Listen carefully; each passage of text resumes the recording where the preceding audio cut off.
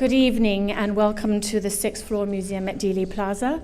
My name is Nicola Longford and I'm the Executive Director here at the museum. We are so pleased tonight to present a very special program, A Case for Conspiracy, and we're deeply honored to welcome from Pittsburgh, Pennsylvania, Dr. Cyril Wecht. Dr. Wecht is a highly regarded forensic pathologist, one of the most impressive, lengthy resumes I've ever seen. And he has led or been part of some of the most significant, challenging, and indeed mysterious death investigations over this last half-century. And he has lent his professional expertise to many medical, legal, and forensic science investigations, including those of Senator Robert F. Kennedy and Dr. Martin Luther King Jr., John Benet Ramsey, Elvis Presley, Vincent Foster, and many more. Dr. Wecht's lifelong study of the President John F. Kennedy's assassination has earned him the distinction of elder statesman within the assassination research community. And he is currently chairman of the Citizens Against Political Assassinations organization. And he remains an outspoken critic of the Warren Commission's conclusion that Lee Harvey Oswald acted alone. Dr. Wecht began researching the Kennedy assassination when he was invited to speak on the case before the 1965 meeting of the American Academy of Forensic Sciences. He was the first civilian ever given access to the Kennedy assassination evidence at the National Archives, and he later served on the forensic pathology panel of the House Select Committee on Assassinations. And in 1991, he was one of the consultants to filmmaker Oliver Stone during the production of JFK, which was partially filmed here at the 6th Floor Museum. Talking about what was going on, and that's important back then. I always point out to a crowd, although probably isn't as necessary here, but for others, especially younger generation, you can't understand an event in history, especially something of a cataclysmic nature, unless you know what was going on. What was the milieu? What was happening? How did certain things occur? How did Adolf Hitler come to be the monster that he was? What was going on in Europe after World War I? And Stalin in Russia with the revolution and so on. You know, you got to understand the politics, the societies that were extant in those particular times. Let me remind you, this was a bad, interesting, dangerous time then in '63, and from a political standpoint, highly controversial. Kennedy talked a great deal, and sincerely, I'm sure, about civil rights and voting rights. Came to fruition, interestingly, rather ironically, under Lyndon Johnson here from Texas. And Johnson deserves, I think, a lot more credit in the history books than he has been given for doing these things. But Kennedy talked about it and was setting the stage. It was a difficult time. I told you I was in the Air Force 59 to 61 in Montgomery, Alabama. I'm a pretty sharp guy. I thought I read a lot. I knew what was going on. Until I went to Montgomery, Alabama, I didn't understand what the hell it was all about. I mean, I really understood once you stepped off base. To go there, to the airport, colored bathrooms, colored faucets, colored benches, and every damn thing in town. And here it was, 1960, 61. Already 15 years after World War II, in which African Americans, then called the colored or Negroes, blacks, that had sacrificed their lives and so on. But here, 15, 16 years later, that was the attitude in the South. And they weren't happy about a Catholic in there. There was still a tremendous amount of anti-Catholic feelings that permeated the South. And then internationally, look what was going on. And of course, then you had the Bay of Pigs fiasco. And there's that scene, I know it was with, I think, Senator Mike Mansfield, then Democratic Majority Leader of the U.S. Senate, sitting there with Kennedy in the White House when they're discussing the debacle.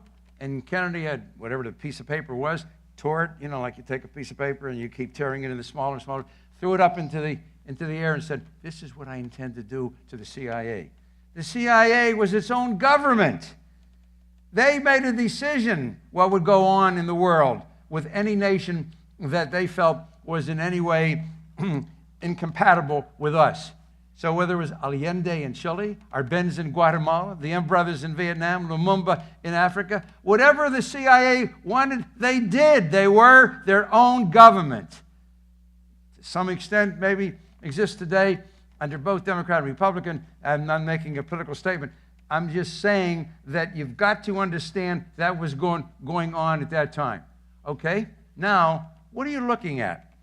If you're from the other side, you want to keep all those things in place. You're looking at Jack Kennedy being elected, re-elected, that's for sure. And then you're looking at 8 years of Bobby Kennedy.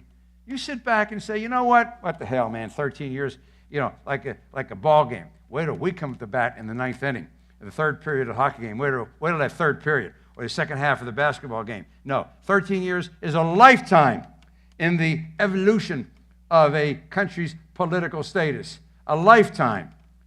Well, how do you change that? Just keep that in mind, okay? Now, let's go on and see what we're dealing with here. You've got can you turn that a little bit, please, Steve, toward me? Yeah, thanks. And we'll go through there, and you've got the cars moving down, and there's the Dealey Plaza, where we are now in our building, and the route, you all know this, and just a close-up, you get the picture, and that's the southeast corner window just below us. Here, you've seen this many times, I'm sure.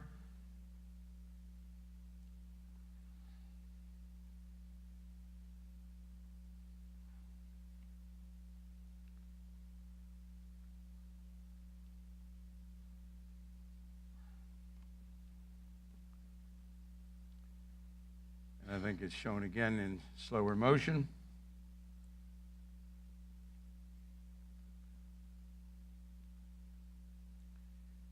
Look at the men and their wives. Look at them. Look at them. Look at their positions. The Stemmons Freeway sign. There's Kennedy. Conley, look at Conley. And there's 313 coming up. So, keep that in mind. You saw that hit to the head, and you saw the way the president moved, all right?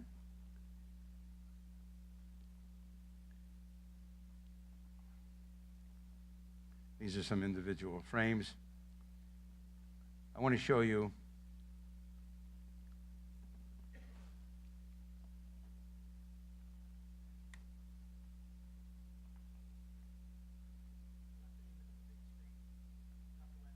I aim it at the big screen? Oh, the pointer at the big screen?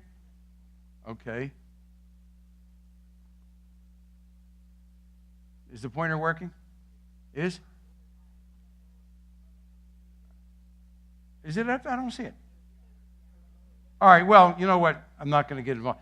I want you to look at John Conley. Look at his Stetson hat.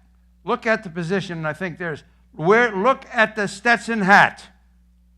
Where is it located? You're going to come back, okay? All right, we're going to come back to that. But right now, look at it. Kennedy's been shot, no question about that, right? And under the single bullet theory, that bullet has gone through Kennedy, through Conley, back, wrist, into the left thigh. Keep this picture in mind. Keep this picture in mind. Where is the Stetson hat? Not what Weck tells you, what does the picture tell you, okay? All right? Look, where is the Stetson hat? What level? What level? Keep that in mind, okay?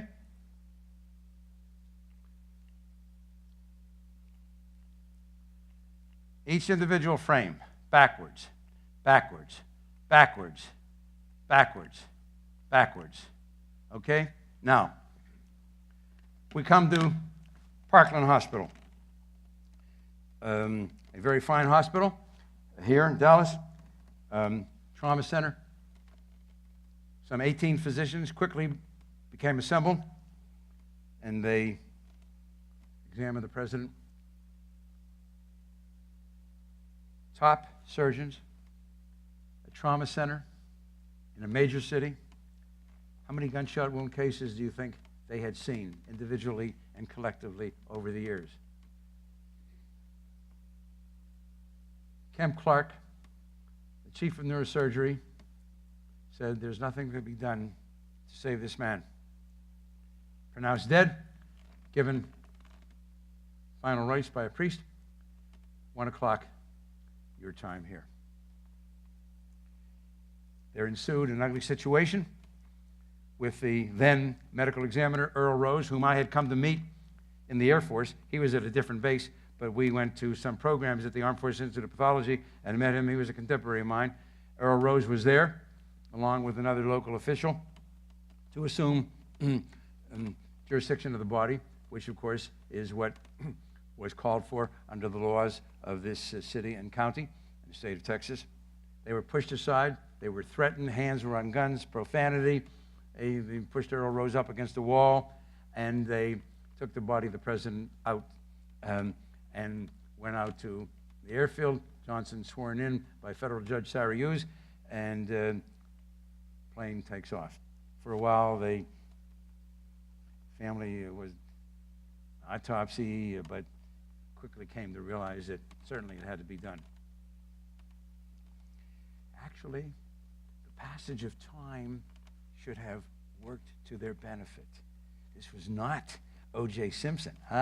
This was not Jonathan A. Ramsey, where the passage of those hours in those two cases make it very difficult to know exactly what happened because of the procrastination, the delay, the negligence of the people involved in those cases. In this case, we don't have a problem. We know when he was shot, where he was shot, and that he died from being shot.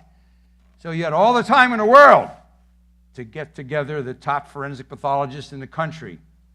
Milton Halpern, then chief medical examiner in New York City. He was a wonderful man.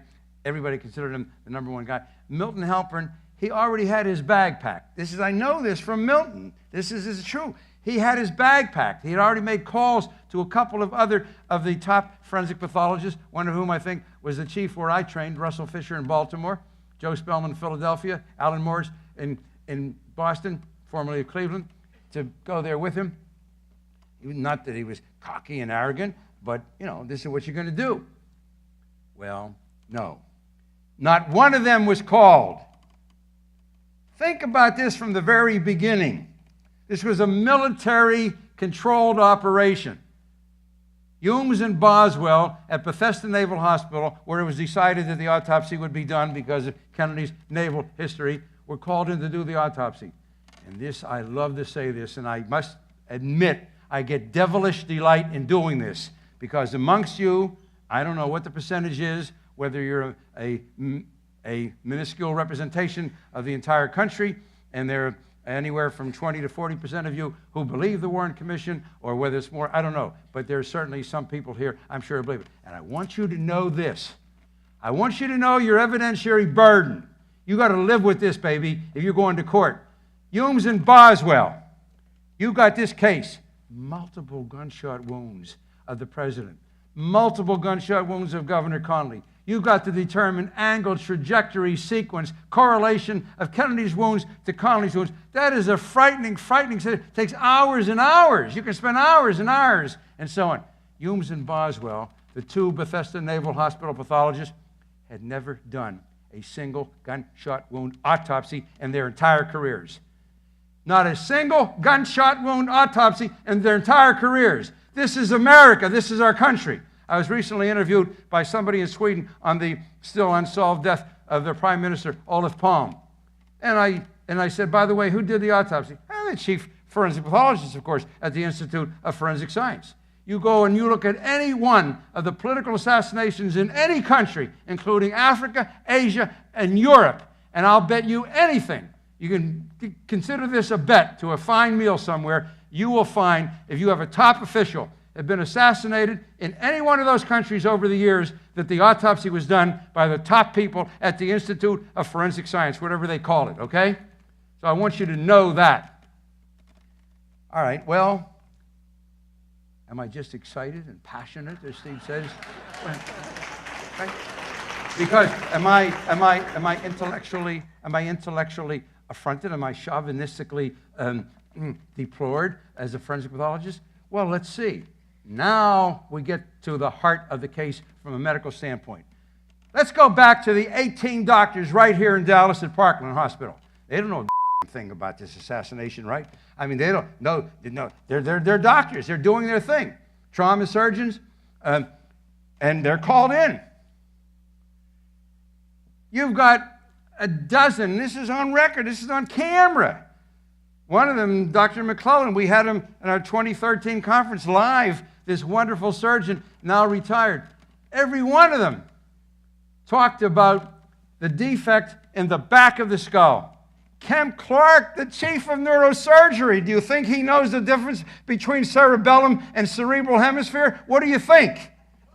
Okay? He said he held the cerebellum in his hand. In his hand, that's back here. The base, posterior base of the brain, the cerebellum. That's what they saw. Who do you believe? Who do you believe? These guys? Or the people there at Bethesda who have never done a gunshot wound autopsy in their entire careers? And by the way, talking about passion and being upset, how would you feel? I love to come up with this retrospective, metaphorical presentation. What if the president wasn't shot that day? He slipped in the bathtub, taking a shower, struck his head, and became groggy. Maybe he was unconscious for a short while. So I'd ask you, non-medical people, whom would you call? So you say, oh, I want a neurologist. You say a neurosurgeon. You say an internist to check his heart and lung status. And you know a little about medicine. You say an ophthalmologist, look at the eye grounds, because sometimes an intracranial hemorrhage can be manifested on ophthalmological examination, okay? What if, under my metaphorical presentation, they had called in to evaluate Kennedy and his concussion, they had called in a dermatologist, a plastic surgeon, and an obstetrician? How would you feel about that, okay? Okay? Does it take much to make somebody passionate, to make somebody pissed off? I mean, you got to accept that kind of total bull. I mean, this is what you're dealing with. And I'm hammering that. I know I'm hammering it because I want people who believe in the Warren Commission to understand what you are dealing with. All right, now let's go on and see. Oh, no, hold on. Let me go back. This is the sketch. This is the sketch that they made that night. They show, you see in the back, the wound up there, the figure on the right-hand side, and, of course, the figure on the left, the curvy linear in the neck. On the night of the autopsy, these two totally incompetent, completely inexperienced guys missed a bullet hole in the president's neck. I want you to take a look at the person sitting next to you. You think you need 4 years of college, pre-med, 4 years of medical school, and 5 years of pathology to see that the person next to you has a bullet hole with blood coming out in the neck. What do you think? What do you think? What do you think, huh? So how the hell did they miss it? Because the doctors here at Parkland had immediately recognized that the bullet had fortuitously ripped through the trachea. When you have somebody with a head injury or a stroke, you got to take over for the brain. The brain is the boss. The brain controls everything. So you got to do what the brain does. And you got to get out carbon dioxide, put in oxygen, and suction out blood and mucus, and you do a tracheostomy. Well, the bullet had made the tracheostomy for them, but they had to expand the hole somewhat, described as a 7 by 4 millimeter hole. They had to expand it in order to attach the tubing from the oxygen machine. And so these guys who did the autopsy that night, including Fink, who came over, I was a third pathologist. He had some experience in forensic pathology, essentially dealing with military weaponry. Pierre Fink I knew personally from my visits to the AFIP, missed the bullet hole. It wasn't until the next morning, I told you before about the passage of time, they had an opportunity to talk with the surgeons here in Dallas and learn. You always do that if you have somebody that's been operated upon and so on. They never did that. And now on Saturday morning, November 23rd, they learned for the first time that they had missed a bullet hole on the President of the United States. How do you handle that? How do you handle that? I'll tell you how you handle it. If you're Asian, you commit suicide. If you're European, you resign. If you're an American, you just bull your way out of it. That's the way you handle it, okay? That's it. So now, how did they deal with the bullet holes on Friday night, November 22nd? Oh, this is lovely too. They're probing the back wound, finger, instrument, feel nothing. Do x-rays, see nothing. Open up the chest, take out the lungs, find nothing. Can you just imagine if you were there? And just then, like one of those horrible movies, terrible movies, they come on late at night and it's 1:30 and the station's going off the air at 2 o'clock. You can predict what's going to happen. It has to happen because there's only a half hour left with commercials. Something had to happen. Well, sure enough, the FBI called in to the FBI from Dallas to D.C., and they had found a bullet beneath, to this day, I don't believe that it's something on the stretcher, beneath the stretcher, whose stretcher. It's a Jackie Mason routine. His stretcher, her stretcher, you know. I could just see Jackie Mason doing this, my God. Okay? And, said the pathologist at Bethesda, when the president lay on his back, supine, and the doctors applied pressure to the front of his chest, that pressure applied to the front of his chest forced a bullet that they knew had gone deeply into the tissues back out through the same channel and through the same hole. Well, it doesn't work that way. It's not like putting your car in reverse. In Pittsburgh, we've got these big tunnels, and I talk about Fort Pitt and Liberty tunnels. You go into the tunnel, and you decide you're going in the wrong direction, and you just back up and go back out. It doesn't work that way. When a bullet strikes, the tissues become hemorrhagic. They become edematous. They encase the bullet. Bullets don't flop around, unless you're talking about lying free in the abdominal cavity or the chest cavity. But if they are in tissues, muscular, fascia, tendons, ligaments, whatever, they become encased. And you got to dig for them and spend sometimes a lot of time, even with x-rays, looking for the damn bullet. But that's what they concluded that night. So that's where the stretcher bullet, Commission Exhibit 399, the hero of the single bullet theory, came from on Friday night. The next morning, when they learned about the bullet hole in the front of Kennedy's neck, now the bullet had gone through from the back out of his neck and saw this starch white collar, got frightened to death, fell in the front of his clothing, and now the bullet is from the front of Kennedy's clothing, okay? And now they're in good shape. Everything's fine. Everything's taken care of, right? They submit their report, and that's it. Well, along comes a guy named Abraham Zapruder, who took the pictures here, and you all know about that, of course. And the film, which I had the opportunity to study with Tink Thompson, determined that 18.3 frames move through the film per second. 18.3 frames. And, you know, that's the old people, somewhat older, remember putting on the spool of film inside the camera, and then each one of those little things is a frame, and study that at Life magazine. Blow-ups, I think they were 11 by 15 or 8 by 11 or something like that, and just going from frame to frame, and you're moving 1/18 of a second from picture to picture. There's not a word you can utter. There's not a thought you can entertain. There's not a movement you can make 18 times in 1 second.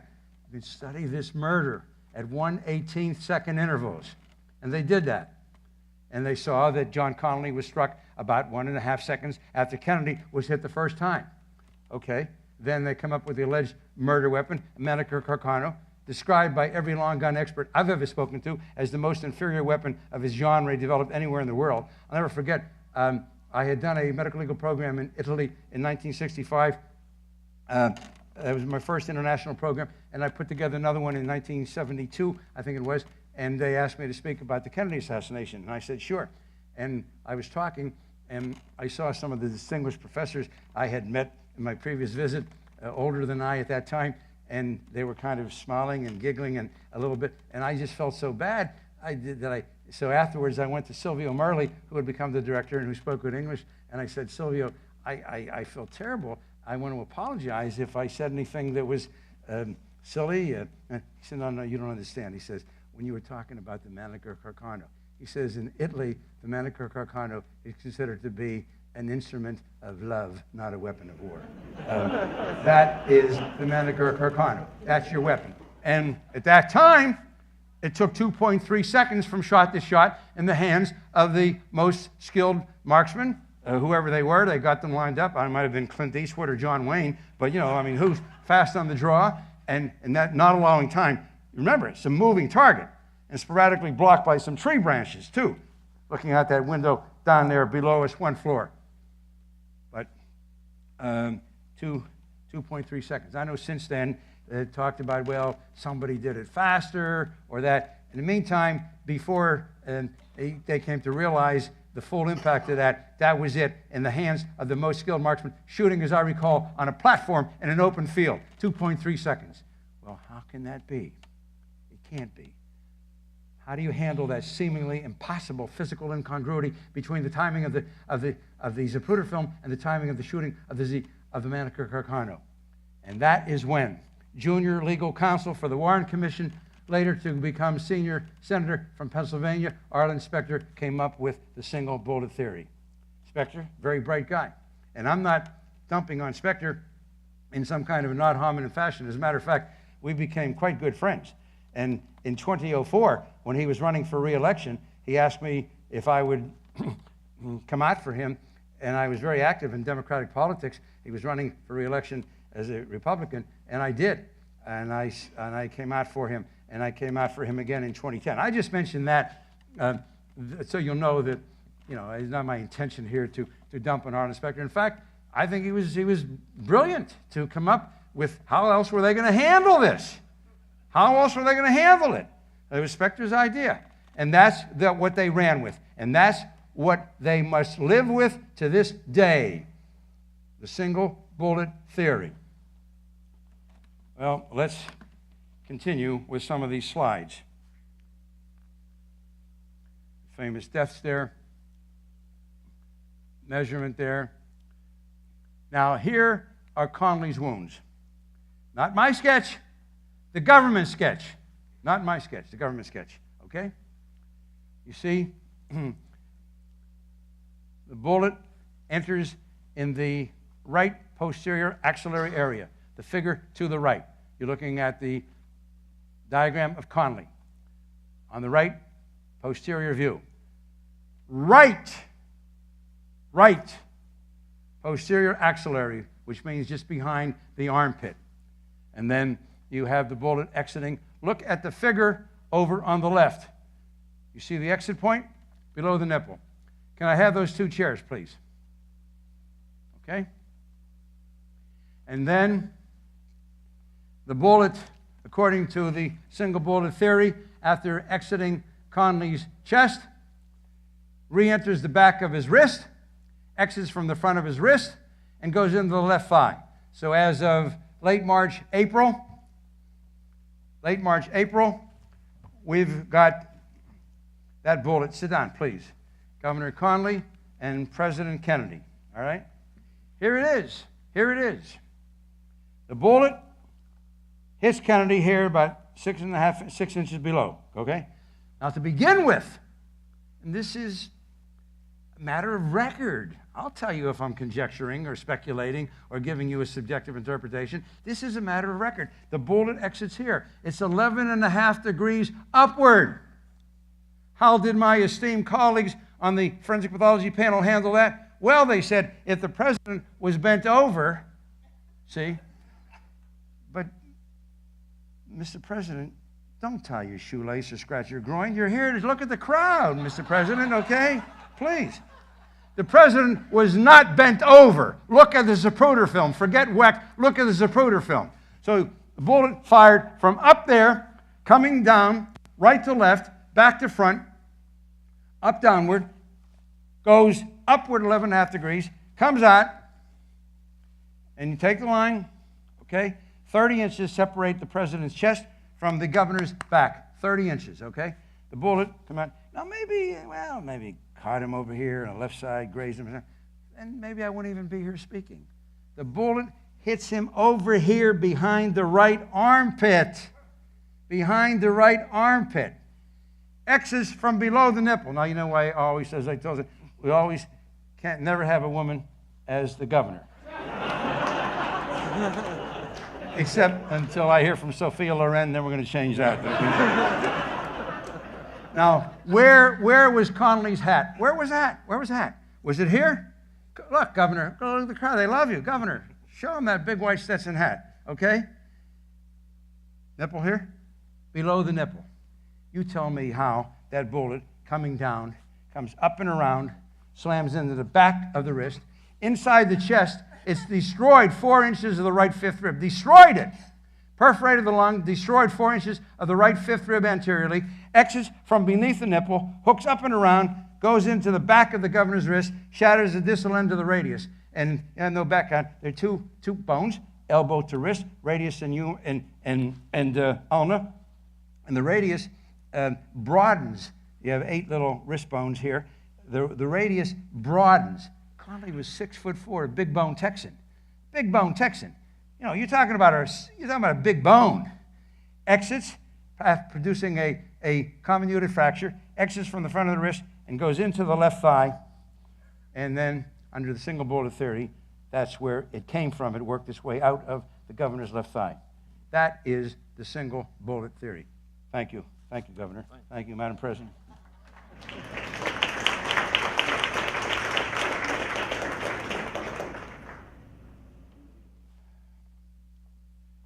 Again, these are the government's sketches. I didn't make them.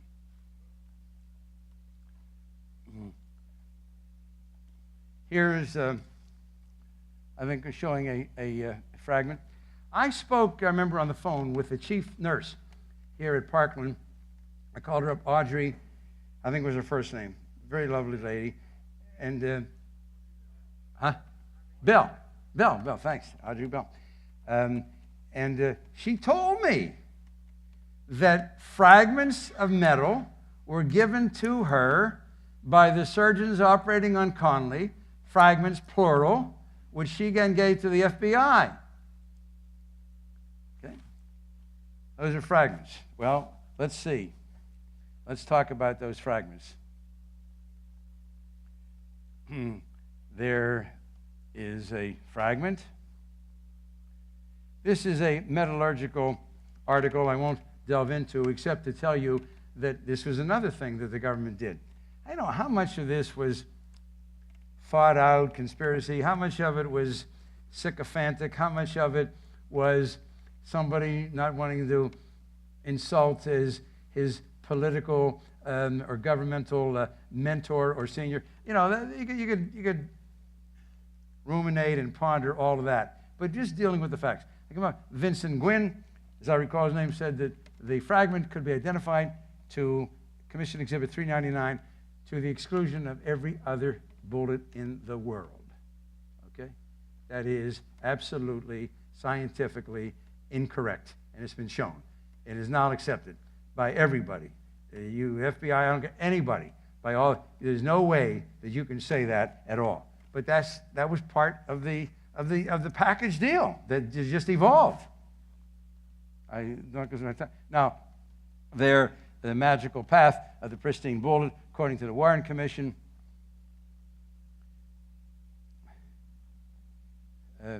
you see, the blue line represents the way in which the bullet would have traveled. The red line is the magical path. Here, look at the Zapruder film one more time now. Watch it carefully. Look for yourself where they're sitting, coming at us. Look.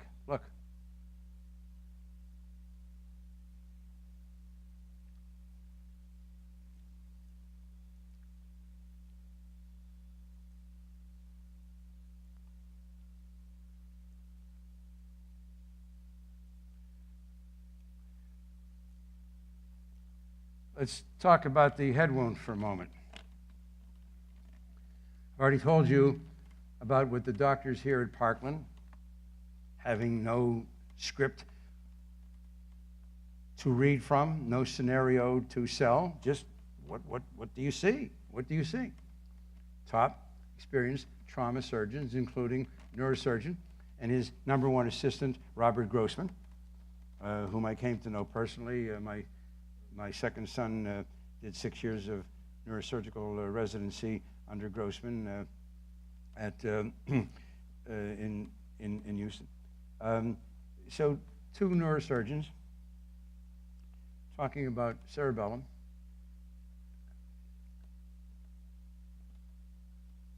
You see the way in which the president's body lurches.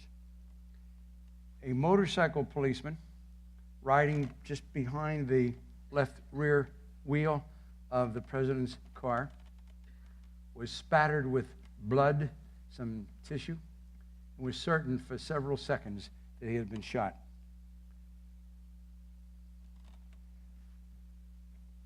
How did the government deal with that? Luis Alvarez, major scientist in California, put some melons on a stand, on a fence, shot the melons. Some of the melons did come backward instead of going forward. Anything that was needed, they can come up with an answer. I want you to think of a bullet weighing 161 grains, 1.25 inches in length, 1/4 inch in diameter, copper-jacketed, lead-core military ammunition, moving 2,000 feet per second, slamming into the back of your head. Okay? How do you think you're going to move? How about right now, as you sit here, the person sitting behind you says, you conspiratorialist, I'll show you, and whacks you in the back of your head. Are you going to move? You're going to move backward, or are you going to move forward when he whacks you in the front of your head? What do you think? In the back of your head. What do you think? Okay? This is, you see, the present, the burst. All right, let's look. Here is the actual bullet. In the lower left, you're looking at the cone of the bullet. I mean the nose cone. The nose of the bullet. On the right, the base. That is the only part of the bullet that showed some deformation, the base of the bullet. Possibly from the impact of the firing mechanism, although that's arguable. The entire bullet is intact. A couple little markings that you see at his nose as it lies in its transverse position where the FBI properly took some small pieces for metallurgical examination. This is the bullet that has produced 7 wounds in 2 men, that has destroyed 4 inches of the governor's right 5th rib anteriorly, and produced a comminuted fracture of the radius. This is the bullet, okay? Now, here it is. God comes to me and says, Wecht, enough of this stuff with JFK. There are other things to do. I'm going to allow you to keep one thing. And I mean, says God, one thing. I don't mean a compendium. I don't mean a set.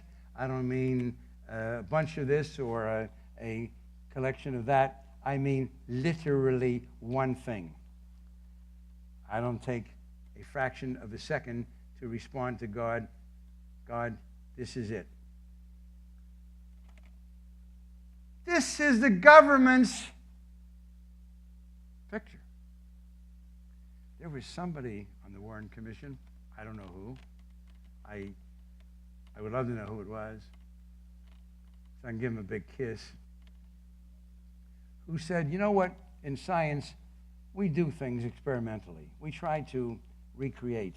We try to prove or disprove something. So what do you do with bullets? You fire them into either water or cotton wadding to see what the bullet will look like having struck nothing, just coming the rest. They did that. Then the second set of targets consisted of goats, which they lined up so that the goat could be shot through the chest to break a rib to simulate Connolly's rib fracture. Then they got human cadavers, and they lined them up to shoot through the distal end of the radius to simulate Connolly's radial comminuted fracture. The government did that. They then, not Wecht, not any of my colleagues, the government put this picture together. And so, now, here we are. You are the jury. I want to thank you. I am the prosecutor. I want to extend my deep appreciation and gratitude to you. You have spent 6-7 weeks here now in this trial. You have paid attention. You have been astute and interested. I don't want to take any more of your time than we already have. I know you're anxious to get back to your families, but I must deal with some things. And one of the things I must deal with are the repeated, rather snide comments made by my esteemed colleague, defense counsel for Mr. Oswald. Yeah, there's the defendant, Mr. Oswald. He's made these sarcastic comments about the single bullet theory and talked to you about the bullet, what it did and what it weighed. I forgot to tell you, by the way, that the bullet in its original state weighed 161 grains, as found on, near the stretcher, 158.6 grains. 2.4 grains is exactly 1.5% of the original weight of the bullet. And I've told you that fragments were given to Audrey Bell. Connolly took fragments to the grave with him. We, several of us involved in the critic research community, contacted Janet Reno, then Attorney General, asked her if she would intervene with Mrs. Connolly to try to get permission for some of the metal fragments to be taken from him after he died. And she did that. Janet Reno did. But Nellie Connolly said no. So he took some fragments to the grave with him, in his chest and his wrist. And yet we're told that all the grains together, all of the fragments together, collectively weighed but 1.5% of the original weight of that bullet. So I've talked to you about trajectory, and I've talked to you about weight, and how about the condition of the bullet. So this is their compilation. Back to me now as prosecutor, thanking you, the jury. So I want to deal with my learned colleagues' sarcastic comments, attempting to ridicule the single bullet theory. And I want to show you and remind you of the experiment that we did. Ready? Coming in from the left, second and third bullets closely aligned. Those are bullets that went into cotton wadding, striking nothing. Striking nothing. Look at the base. Okay? Second from the right, almost looks like a different caliber. It's not. It's the same exact bullet, but it's misshapen. That is a bullet that went through the rib of a goat. The bullet to the far right at the very end is a bullet that broke an ulna in a human being. The government, not Wecht, not any of my colleagues, the government, the Warren Commission people, they did this. This was their experiment. They chose the representative bullet from each of those different targets to prove the validity of the single bullet theory. And so I say to you then, ladies and gentlemen of the jury, is there anybody here that has any question, any doubt, a moment's concern at all about what we, the government, have shown you? If a bullet that breaks,